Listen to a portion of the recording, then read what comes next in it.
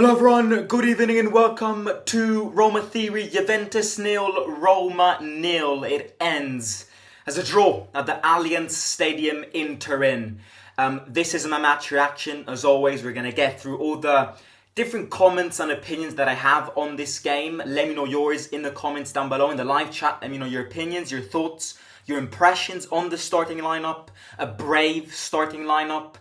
Did we like it? Did we not? And how do we think Roma played in this game? As always, don't forget to hit the like. If we can get 100 likes on this video, it would be great for the video and the channel. With that being said, subscribe to the channel. And right, the question here is this a golden point or not? I think the way to answer this question, I think the answer to this question is, prior to this game, all of us would have signed up for a draw. And I think ultimately the draw is a fair result because I think this was a 0-0 draw game. Like, both Roma and Juventus didn't have numerous amount of chances. Both the two teams didn't have clean chances. Goalkeepers didn't have great games in a sense that they were never really called up for action. This was a draw game and it ended. It was a just result. It was a fair result. It was a boring game, but ultimately, I think the word boring isn't, as much as, yes, it's a boring game, it's a boring result, who wants to watch a 0-0 result? We need to understand that this is a ground where we always have a psychological break. We always have a psychological block, may I add. Whenever we step up in this ground, it always feels impossible to score. It always feels impossible to even get something from the game. And I think the draw coming into this game, seeing the two games against Cagliari and Empoli, was something that all of us would have signed for. And I think we can all agree on this. However, seeing the game, after the game, I think all of us can also agree that we could have easily won this game. We didn't deserve to win this game, and neither did Juventus. But we could have won this game. And in fact, I would probably say that out of the two teams, we probably had the best chances. I think the best chance of the game was that Angelino shot from outside the box, literally scraped the post. It was the 88th minute. I literally saw that ball going in and I was about to celebrate. It was that close. I think that was the closest chance. Juventus had a few counterattacks, but overall, as I said before, it's a fair result. I take a draw. I take a point. I think this is a golden point. I take it, bring it with me back home, and build on it with and utilising this international break. I think a judgment off after the first 3 game weeks is that we had to be better. 100%. The game where we had to be better was that second game against Empoli. We had to be better in this first little part of the season. There are margins of improvement. Yes. But as I said in the match preview, the number one thing right now is finding an identity. And what I mean by this is we need to kind of understand what our starting 11 wants to be. We need to understand how to serve Dovbyk. This is the problem at this football club right now. I am way more worried about our attack than I am, on our defense right now. Because in 3 games, we only scored 1 goal. And that goal came from Shomorodov. Dybala isn't scoring, Sule isn't scoring, Dovbyk isn't scoring, Pellegrini isn't scoring. Our attack is the problem right now. And I think to unleash our attack, you need to unlock and find a way and understand Artem Dovbyk. It all lays there. If we understand Dovbyk, then I think we are going to be, and we are going to improve, and we are going to find attacking and scoring goals easier. But if we keep on playing like this with Dovbyk up front, Dovbyk is going to be useless. Dovbyk is going to be a ghost. And ultimately, the more we play like this to him, the more he's going to get pissed and the more he's not going to evolve. So I think the number one problem which needs to be solved in this international break is the attack. How to serve Dovbyk, crosses, through balls, long balls, whatever it is. Because, The only thing Dovbyk does right now is being called up to be a pivot, stop the ball and then distribute it. Kind of what Dzeko did, but he's not there to do that. He can do that, but he needs to match that with scoring goals because he's a striker. So again, that's the problem right now, and that is the number one problem which I found in this game today, the attack. Because I think if we had a striker who understood or back creative midfielders better today, we could have had more chances. And the more chances we could have had today, the more chances we have of winning the game. Defense today was class, absolutely class defending. Not that Juventus, as I said before, and it's not like, Ndika and Mancini saved the game type of situation, because, it wasn't one of those games. Apart from the last 15 minutes of usual agony, Juventus never really attacked much. It was a pretty boring midfield game. So it's not like Mancini and Ndika saved the game, but Ndika and Mancini were composed. Coming from that Empoli disaster class, Mancini and Ndika were very, very, very, very well connected together, well composed, moved together. Mancini had some really good movements up front, and Ndika had some great clearances. That is what they need to do. And I'm very positive on our defence, because Hermoso and Hummels are going to add such a quality and experience on the two that I think our defence will ultimately improve from here. The question marks that I have right now are only on our attack. And of course your midfield, because, I'm going to get onto the midfield part in a second. But it's about the attack right now. We need to get that attack unlocked, because otherwise we're going to struggle scoring. And the more we struggle scoring, if we concede a goal, the tougher it is for us to even get points. So, right. Starting 11. I really liked De Rossi's starting 11 today.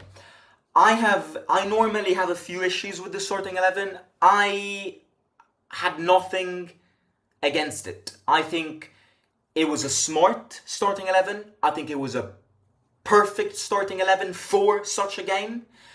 And I think it was a brave starting 11, because I really liked the decision of putting Pizzilli in, who, by the way, played a great game. Young, did not feel any pressure whatsoever, composed, run that midfield. Really, really, really good Pizzilli today. Cristante was also good, because, it's very easy to target on him because of what happened this week, because of his bad performances and because of his bad appearances in his last couple of games. But Cristante today played well, and I think, yes, okay, he has those shaky minutes, and I was actually surprised that Cup Miners, Douglas Luiz, Nico Gonzalez and Vlahovic did not melt him apart.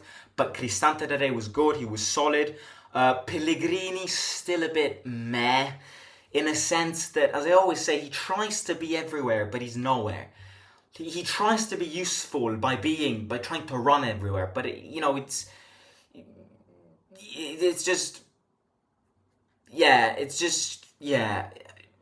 still needs to get that.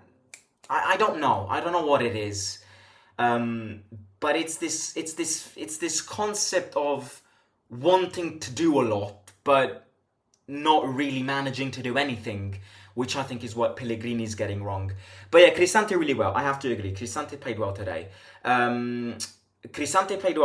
Again, I still think that in some games Cristante shouldn't start. I would much rather see a Baldanzi, Pizzilli and Paredes midfield, or a Manu Kone, Pizzilli and, Baldanzi to spice things up. But today Cristante played well. Is he going to be perfect in every game? No. Is Cristante still very slow? Yes, but today he managed to maintain the balance pretty well. So that's that. Now, again, I hope, and I pray, and I hope, whatever you want, that after this game, Chilik does not start anymore. I am so done with Chilik. Like, I'm even more done with him than I am with Zaleski, who, by the way, didn't play that bad today, and Cristante, who, as I just said, did not play bad. Chilik, if Cristante and Zaleski can have their good games, if their majority of their games are bad, but they do have their good games, Chilik never has a good game. I think the only good game Chilik has had with a Roma kit was the 2 games against Milan. Other than that, Chilik is shit. Chilik is average. Every time Chilik has the ball, my heart stops. I don't know what it is, but every time Chilik has the ball, everybody keeps on pressing him, and he's not technically gifted. He does not get one correct pass whatsoever, can't cross the ball, is shit at defending. Saud Abdulhamid, save our lives. Because, this is our fault. We had 3 months to get a right back better than Chilik. If Abdulhamid is not better than Chilik, you are absolute morons. Because it clearly means that over the course of this summer window, you thought that Chilik had the abilities to start games this season. The guy cannot start games anymore. If we had lost today's game, it was all on Chilik. Because all of the deadly attacks that they created, apart from the last 2 from Conceição, were on that side. It was either because Chilik lost the ball, or either because Chilik wasn't marking, either because Chilik was too slow to run back, or either because Chilik lost the pass. Simple as that. Chilik, basta. Basta, per favore. I'm not even joking. Korstop is better than Chilik. In terms of technique, Korstop is better than Chilik. And I'm not even joking. You could argue that Chilik kind of fights a bit more, but oh my god, both of them are shit. We got rid of one of them. Please, in the next 12 months, get rid of Chilik as well. He is not good and he will cost us games. We are lucky that Juventus today was not at the 100% of fitness levels. We are lucky today that Cup Miners, Douglas Luiz and Nico Gonzalez did not start from the very first minute, and that Bangula and Conceição as well did not start. Because if all of those players had started in that first half, I think we would have lost this game. Juventus wasn't great, but the last 15 minutes, pure agony. And the last 15 minutes, they added Conceição, Cup Miners, Nico Gonzalez, Douglas Luiz. It's genuinely we've been lucky that they did not start, but at the same time, they were nothing special. Substitutions, good. Kone got really well. Zaleski, not too bad. Who else got subbed on? Baldanzi, not too bad. Dybala, not good, but, we know Dybala. Dybala is... Dybala, whenever he plays Turin against Juventus, he has a mental block. He has a mental block. He doesn't. It feels like I get the feeling he doesn't want to score. Again, Sule and Dybala can't start together, and I fully agree on this decision. I got a lot of people saying, why the hell isn't Dybala starting? One between Dybala and Sule needs to start. Both of them can't start together. Sule didn't play bad, created his chances, moved pretty well, very agile. Again, I always say this, but I always feel like Sule wants to do a bit more than he's supposed to do. But yeah, not bad. Chilik is solid. If you're hoping a Saudi player from Asia to play well, then you're crazy. Chilik is not solid, mate. Please, be honest. There is nothing wrong with being honest in life. There is nothing wrong in calling Chilik a shit player. I have not wished him death. I have not wished his family members death. I have called him a shit player. And that's because I am saying the truth, and Chilik is a shit player. So, let's not lie to ourselves and say Chilik is solid. This is the problem. Let's not lie to ourselves and say Chilik is solid just because, let's not offend Chilik. It's football. If somebody's shit, somebody's shit. And Chilik is shit. Chilik is not solid. A solid player is somebody else. Come on, let's agree on this. You might think Chilik isn't shit, but that Chilik is bad, but you cannot say to me that Chilik is a solid player. Chilik might be a solid backup, but definitely not a starter. Please, don't tell me I'm the only one who thinks that Chilik shouldn't be a starter and isn't a solid player. Please don't tell me I'm the only one who thinks this, because Ace, I don't know what you're smoking, but he's not a solid player. I'm sorry, but no. Solid players or somebody else. Yeah, like Chilik is a Monza Como Venezia player. Shouldn't be a starter. Chilik might be a backup, perfect, but not a starting material quality. Where do we want to go if we think Chilik should be our starting fullback? Have we seen his game today? He did not get one thing wrong.